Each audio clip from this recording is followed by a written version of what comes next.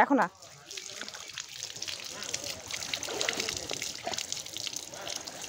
বন্ধ করো, বন্ধ করো। আসসালামু আলাইকুম, welcome to Rumana daily blog. সবাই কেমন আছেন? এগুলো হচ্ছে গতকালকে আমাদের তোলা সেই লতিগুলা, যেগুলো আমরা বাগান থেকে তুলেছিলাম। আর আমার দেখা অনেক মানুষ আছে যাদের লতি এত বেশি পছন্দ, কিন্তু শুধুমাত্র কুটার ভয়ে তারা লতি খায় না, কারণ লতির ছেলাটা অনেক কষ্টের। এগুলোর খোসা ছেড়ানো এটা অনেকটাই ঝামেলার কাজ, অনেক সময় ধরে, দীর্ঘ সময় ধরে করতে হয়। কিন্তু দেখেন আমাদের গাছের লতিগুলা, মানে কোনো বটি লাগছে না, ছুরি লাগছে না, কোনো পদ্ধতি অবলম্বন করা লাগছে না, জাস্ট হাতের সাহায্যে টান দিলেই কিন্তু লতির খোসাগুলো উঠে আসতেছে একদম ইজিলি। জাস্ট আমি টান দিচ্ছি। এগুলো কিন্তু ফ্রেশ লতি, কালকে নিয়েছিলাম সকালবেলায়। আমি কিন্তু কুটা বাছা শুরু করে দিয়েছিলাম। আমি সুন্দর মতো হাত দিয়েই মানে এগুলো কেটে ফেলা যাচ্ছে এরকম। তো আমার পরিচিত কিছু মানুষ ছিল যাদের লতি অনেক বেশি পছন্দের ছিল, কিন্তু শুধুমাত্র তারা খেতে পারতো না। তারা কর্মজীবী মানুষ ছিল, সারাদিন জব করে আইসা আবার একটু মানে রান্না করবে, এই জিনিসটা আবার তাদের হইতো না। তো যার কারণে তারা তাদের শখের এই সবজিগুলো তারা খেতে পারতো না, করতেও পারতো না, করার যারাই খাইতেও পারতো না। তো আমরা আজকে এই লতিগুলা বাগান থেকে নিয়ে আসছি, আর এগুলা বসে বসে এখন আম্মু সহ আমি সহ কেটে ফেলছি। আমার কাছে এই ধরনের লতিগুলা কাটতে ভীষণ মজা লাগে, টান দিলেই উঠে যাচ্ছে। আর আজকে এই লতিগুলা দিয়ে আম্মুর হাতের একটা রেসিপি বানাবো, খুব ঝাল ঝাল করে চিংড়ি মাছ দিয়ে ভুনা করে। তা আমি আজকে ওরকম ভুনা করব। আর এখানে কিছু লতি একদম সাদা হয়ে আছে। এগুলা কেন সাদা হয়ে আছে জানেন? কারণ এই লতিগুলো মাটির নিচে ছিল, রোদ একটু পড়ে নাই, আর এই কারণেই এগুলো এরকম সাদা সাদা হয়ে আছে। তো যাই হোক, আমাদের এই যে কুটা বাছা একদম শেষ হয়ে গিয়েছে। এখন আমি এগুলো ধুয়ে নিচ্ছি সুন্দর করে। এগুলোকে ধুয়ে তারপরে আমি এগুলোকে নিয়ে সোজা চলে যাব আমার ছাদ বাগানে, যেখানে আমি সবসময় রান্না করি, আর আপনারা সেটা দেখেন। তো চলুন সোজা রান্নাঘরে চলে যাই। চলে আসলাম আমি আমার প্রিয় রান্নাঘরে। এটা হচ্ছে আমার সবচাইতে প্রিয় পছন্দের একটা জায়গা। হ্যাঁ, আমি রান্না বান্না করতে পছন্দ করি, কিন্তু একটা সমস্যা হচ্ছে পারি না। আমি রান্না করতে তেমন একটা মোটেও পাই না। তবে এই সুযোগে, খেলার ছলে বা মজার ছলে এই সুযোগে একটু একটু রান্না করা শিখছি আম্মুর থেকে। আম্মুকে বলে দেয় পাশ থেকে, তাই আমি করি ওরকম করে। আর এই হচ্ছে আমাদের সেই লতিগুলা যেগুলো আমি কুটেছিলাম। এখন এগুলোকে সুন্দর করে পানি দিয়ে ধুয়ে একবার নিয়ে আসছিলাম। এখন আমি আরেকটু ভালো করে ধুয়ে নিব সবগুলা। এগুলোকে আমি একদম ছোট ছোট করেছি, কারণ আমার আম্মু এগুলোকে ছোট ছোট করে, তাই করেছি। আর আপনারা যদি চান বড়ও রাখতে পারেন, এটা কোনো সমস্যা না। আর এটা হচ্ছে আমার নতুন পাতিল। আমি আমার রান্নাঘরের জন্য আজকে নতুন পাতিল কিনেছি। তখন আম্মু আমাকে একটা টিপস শিখিয়ে দিল যে পাতিলের মধ্যে যেন আমি কিছু মাটি লিপে দিই। মাটি লিপে দিলে পাতিলটা আর কালো হবে না, একদম পরিষ্কার থাকবে। তা আমি আম্মুর কথা মতো পাতিলের মধ্যে মাটি লিপে দিয়েছি। তো একটু শুকাতে দিয়েছিলাম, এখন শুকানোর শেষে তারপরে চুলায় বসাবো। আর এই ফাঁকে আমি পেঁয়াজগুলো কেটে নিচ্ছি, যা যা কাটা দরকার কাটা বাছাগুলো করে নিচ্ছি। পেঁয়াজ কাটতে কি যে কষ্ট রে ভাই রে ভাই, চোখের পানি নাকের পানি সব পানি একাকার হয়ে যায়। মনে হয় যেন চোখের পানিতে নাকের পানিতে সাগর হয়ে যাবে।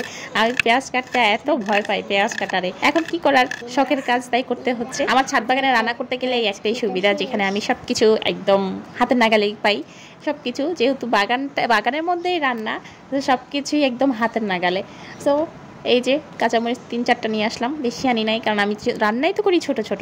আর তার উপরে আমার রান্নাগুলার রিভিউ তাই হচ্ছে আমাদের বাসার পিচ্চি বাচ্চাগুলা, তো ওদের খাওয়ার উপযোগী করতে হবে। অতিরিক্ত ঝাল দিলে ওরা মোটেই খেতে পারবে না, যার কারণে আমি অত বেশি ঝাল দিব না। এই 3টা কাঁচামরিচ আর হালকা একটু গুঁড়ো মরিচ দিয়ে রান্না করব। তবে আমার আম্মু এটাকে খুব সুন্দর করে ঝাল ঝাল করে রান্না করে, খেতে ভীষণ মজা। আর ওইদিকে দেখেন আমার ক্যামেরাম্যান বসে বসে ভয়েস ওভার দিচ্ছে আর ভিডিও করছে।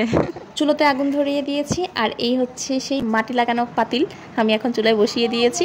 এটাতে এখন রান্না করলে একটুও মানে রান্না করলে পাতিলে অনেক কালি বসবে, কিন্তু পাতিলে লাগবে না, সব ওই যে মাটিগুলো দিয়েছিলাম মাটির উপর দিয়ে যাবে। এখন একটু তেল দিয়ে দিয়েছি চুলাতে না, পাতিলে দিয়ে দিছি। আমি এরকম ভুলভাল অনেক কথা বলি, বুঝছেন? 100টা কথা বললে 100টা কথার মধ্যে 50টা কথাই হবে উল্টাপাল্টা। হ্যাঁ, উল্টাপাল্টা 69 হয়ে যায়।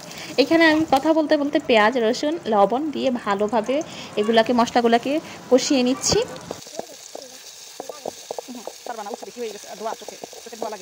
নতুন পাতিলে রান্না করতে গেলে বারবার লেগে যায়, তো যার কারণে আমি একটু পানি দিয়ে দিয়েছিলাম এখানে। এখন পানি দিয়ে একটু ভালো করে নেড়ে চেড়ে তার মধ্যে দিয়ে দিব হলুদ আর একটু মরিচের গুঁড়াটা একটু কমই হয়ে গেছে, যদি আর একটু দিতে পারতাম তাহলে এটা আরও বেশি ভালো লাগতো, কিন্তু বাচ্চাদের জন্য আর দেওয়া হলো না। তো যাই হোক, আমি মশলাগুলোকে ভালোভাবে নেড়ে চেড়ে নিচ্ছি। এরপরে ঢেকে দিব একটু মশলাটা কষানোর জন্য। যখন হালকা একটু তেল উপরে উঠে আসবে, তখন আমি এগুলোর মধ্যে ধুয়ে রাখা চিংড়ি মাছগুলো দিয়ে দিব। আমার রান্না করে সেটআপটা কিন্তু আমি চেঞ্জ করেছি, আগে একটা জায়গায় ছিল, এখন অন্য জায়গায় নিয়ে আসছি। তো কেমন হয়েছে অবশ্যই জানাবেন। আর এদিকে যে লতি রান্না করার জন্য যে চিংড়ি মাছের প্রয়োজন, সেগুলোও নিয়ে আসলাম। এগুলো কিন্তু আমি নিচ থেকে ভালো করে ধুয়ে নিয়ে নিয়ে এসেছি। এখন তারপরে এখানে একটু ভালো করে ধুয়ে দিচ্ছি। আর এদিকে আমার মশলাগুলো কষানো হয়ে গিয়েছে। এখন ওই চিংড়ি মাছগুলো মশলার মধ্যে দিয়ে দিব ভালোভাবে এগুলোকে একটু কষানোর জন্য। আপনারা কে কে এই রেসিপিটা খেয়েছেন সেটা কিন্তু অবশ্যই কমেন্ট করে জানাবেন, নাকি আদৌ কেউ খান নাই সেটাও জানাবেন। যে মাটির চুলায় রান্না করতে গেলে সবচাইতে বিরক্তিকর কাজ হচ্ছে এই যে আগুন নিভে গেলে এই কাজটা হচ্ছে সবচাইতে বিরক্তিকর কাজ আমার। মানে তখন ধোয়াতে মুখ টুক অন্ধকার হয়ে যায়, চোখ খোলা যায় না, এতটা কষ্ট হয়। এই তো মশলা কষানো শেষ। এখন দিয়ে দিচ্ছি সেই লতিগুলা, যেগুলো ছোট ছোট করে টুকরো করে নিয়েছিলাম। এখন এগুলাকেও সুন্দর করে একদম রান্না করে নেব। এগুলোকে একটু নেড়ে চেড়ে কষাতে দিয়ে দিব। আমি রান্নাতে তেমন একটা পানি দিব না, খুব একদম কম পানি দিয়ে এগুলাকে রান্না করব। বেশি পানি দিলে লতিগুলো একদম বেশি নরম হয়ে যাবে, সেদ্ধ হয়ে যাবে, তাই একদম বেশি পানি দিব না। হালকা পানিতে আর কম আছে রান্না করে নেব। কোনো মানুষে কিন্তু মায়ের পেট থেকে পড়েই রান্না বান্না একদম সব কিছুতে দক্ষ হয়ে যাবে না।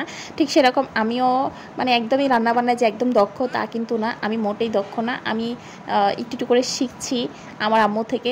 মানে রান্না সবাই পারে, রান্না হচ্ছে এটা দেখে দেখে হয়তো সবাই পারে, বাট আমার কাছে কেন জানি মনে হয় আমার মায়ের রান্না পৃথিবীর বেস্ট রান্না। আমার মায়ের রান্না এতটাই মজা যে বাহিরে যেখানে যতটুকুই খাই না কেন, আমি ঘরে আইসে আমার মায়ের হাতের একটু হইলেও আমি ভাত খাই অথবা তরকারিটা একটু চেখে দেখি। আমি চাই সবসময় আমার রান্নাটাও যেন সেই একই রকম আমার মায়ের মতো পারফেক্ট হয়। চেষ্টা করলে মানুষের পক্ষে সব কিছুই সম্ভব, অসম্ভব বলে কোনো কথা নাই। ইনশাল্লাহ আমারটাও হয়ে যাবে। আপনার আশেপাশে দেখবেন আপনার গুণগান করার পরিবর্তে আপনার বদনাম করার মতো লোকের অভাব পাবেন না, কিন্তু গুণগান করবে এরকম লোকের বড়ই অভাব। সো কথা বলতে বলতে আমার রান্না একদমই শেষ। দেখুন আমার রান্নাটা কি সুন্দর হয়েছে, মাশাআল্লাহ।